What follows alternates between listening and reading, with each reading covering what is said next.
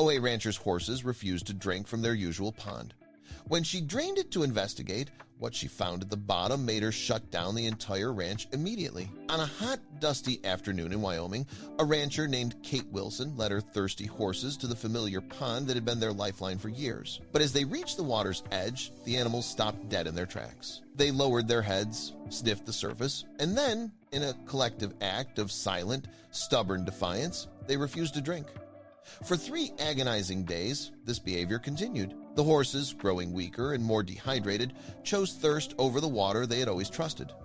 This wasn't just strange behavior, it was a silent, terrifying warning. The horses knew something was wrong. They could sense a hidden poison in the water, a secret so dangerous that it would soon force Kate to shut down her entire ranch and launch a full-scale criminal investigation. But before we start our story, smash that like button, make sure you're subscribed, and hit the notifications bell so you won't miss any of our new incredible stories. To understand this story, you must first understand the profound and ancient bond between a rancher and their animals. In the vast, open spaces of Wyoming, a ranch is more than just a business. It's a self-contained ecosystem. And the animals, particularly the horses, are not just livestock, they are partners.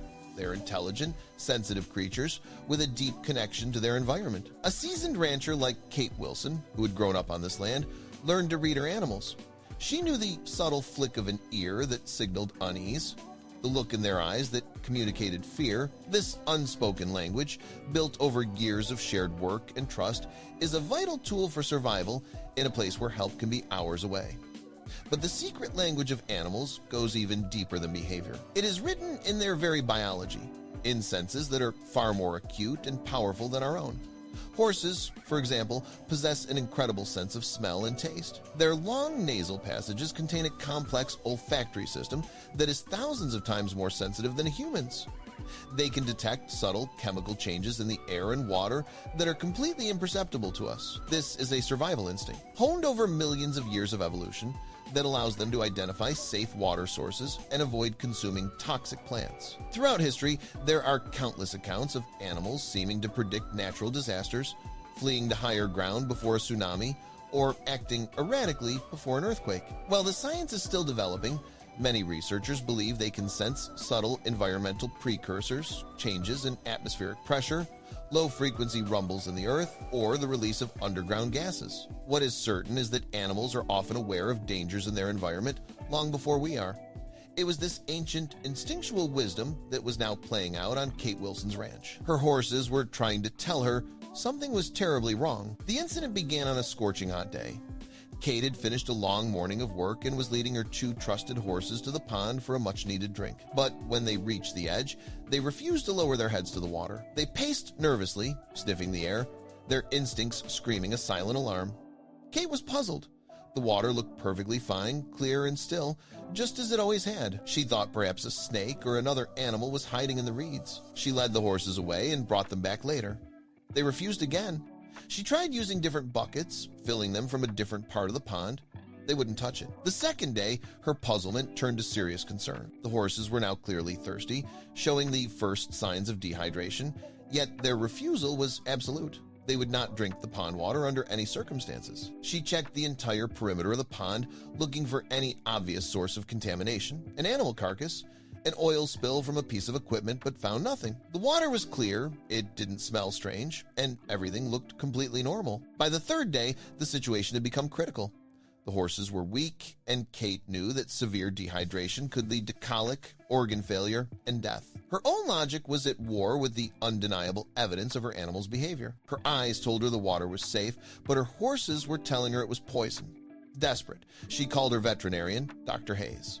When he arrived, he conducted a full examination of the horses. He found them to be in perfect health, apart from the obvious and dangerous signs of dehydration. He was baffled by their behavior.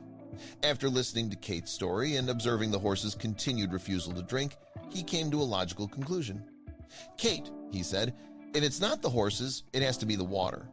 He suggested she get a sample tested immediately by a state lab. But Kate knew that a water test could take days, or even weeks, to get results, time that her horses didn't have. She stood at the edge of her pond, a body of water that had sustained her family's ranch for generations, and looked at its placid, seemingly innocent surface. The vet's words and her horse's terrifying, silent protest had planted a seed of deep dread in her mind. She realized she couldn't wait. She had to see what was at the bottom. In a moment of desperate clarity, she made a drastic and expensive decision. She was going to drain the entire pond. The decision was made. There would be no more waiting. Kate Wilson's trust in her horse's instincts was now absolute. The next morning, she contacted a local construction company and rented the equipment she needed, several high-capacity water pumps, and hundreds of feet of drainage hose. The process of draining a pond is not a quick or easy one. It took hours to get the heavy pumps into position and run the hoses to a safe drainage area far from the main water table. When everything was finally ready, she started the engines. With a deep mechanical roar, the pumps sputtered to life and began their work, pulling thousands of gallons of water out of the pond every minute. For several hours, Kate watched as the water level dropped foot by foot. The familiar shoreline began to expand, revealing a muddy, barren landscape that was normally hidden beneath the water. As the last of the water was pumped out, leaving a vast, muddy basin, Kate walked to the edge and scanned the exposed bottom. And there, in the center of the pond, she saw it. It was a cluster of unnatural, geometric shapes, half buried in the thick black sludge. She carefully made her way down the slippery bank and into the muddy bottom of the pond. As she got closer, she could see what they were. They were buckets, over a dozen of them. They were old, 5-gallon commercial paint buckets, their metal handles rusted away. She looked closer and saw the faded, peeling labels on their sides. The words were still faintly visible. Lead, based exterior paint. A cold, sickening feeling washed over her. She now understood the source of the poison. This was not a natural contamination. This was a deliberate criminal act of dumping. She immediately called the authorities, contacting both the local sheriff's department and the Wyoming Department of Environmental Quality. To understand the true horror of this discovery, you must understand the danger of lead paint. For decades, lead was a common ingredient in paint, prized for its ability to speed up drying, increase durability, and resist moisture.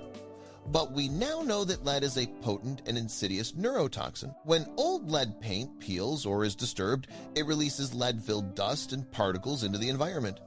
If ingested or inhaled, lead attacks the nervous system. In animals and humans, especially children, it can cause severe and irreversible brain damage, developmental problems, kidney failure, and in high enough doses, a slow and agonizing death. This is why the disposal of lead-based paint is now a heavily regulated and expensive process.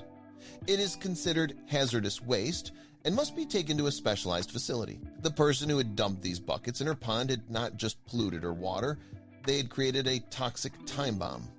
When the investigators and environmental experts arrived, they were met with a grim scene. They carefully excavated the 14 buckets from the mud at the bottom of the pond. Some were still partially sealed, while others had clearly leaked their toxic contents into the surrounding water and sediment over a long period. Water and soil samples were taken, and the results were shocking. The tests revealed dangerously high levels of lead contamination throughout the pond and the surrounding soil. The water her horses had been offered was a lethal cocktail of poison that would have, within weeks, killed not only them, but likely her entire herd of cattle that also used the pond. The investigation into the source of the dumping began immediately. The investigators noted that a small creek fed into Kate's pond from an adjacent property upstream. They began to follow the creek, and it wasn't long before they found the source. On the neighboring property, hidden in a patch of thick brush near the creek bed, they found residue of the same paint and markings on the ground where numerous heavy buckets had been dragged to the water's edge. The property belonged to another local farmer. When confronted with the evidence, the man confessed. He admitted that he had been clearing out an old barn and had found the 14 buckets of old lead-based paint left by the previous owner. Faced with the hassle of a long drive to the nearest hazardous waste facility and a disposal fee of over $100 per bucket, he had chosen to take a shortcut. In the dead of night, he had simply dumped the buckets into the creek, assuming the current would wash away the evidence and the problem would disappear downstream on his neighbor's property. The neighbor was arrested and faced a series of serious criminal charges, including illegal dumping of hazardous waste and animal cruelty. While the legal process began, Kate was left with a devastating environmental cleanup. The cost of removing the contaminated soil from her pond and the surrounding pasture was enormous, but as she looked at her horses, now safe and drinking clean water from a temporary trough, she was overwhelmed with a sense of profound gratitude. Her logical human senses had seen nothing wrong with the pond, but her horse's ancient, finely tuned instincts had detected the invisible poison. They had refused to drink, not out of stubbornness, but out of a deep instinctual drive for self-preservation. Their silent protest, which had at first been a source of frustration and fear, it turned out to be a life-saving warning. They had not only saved themselves from a terrible death, but in forcing her to drain the pond, they had uncovered a secret environmental crime and protected her entire ranch from a toxic catastrophe. The story is a powerful testament to the deep, unspoken wisdom of the animal world, and a chilling reminder that sometimes the most horrifying dangers are the ones that are colorless, odorless, and completely invisible to the human eye.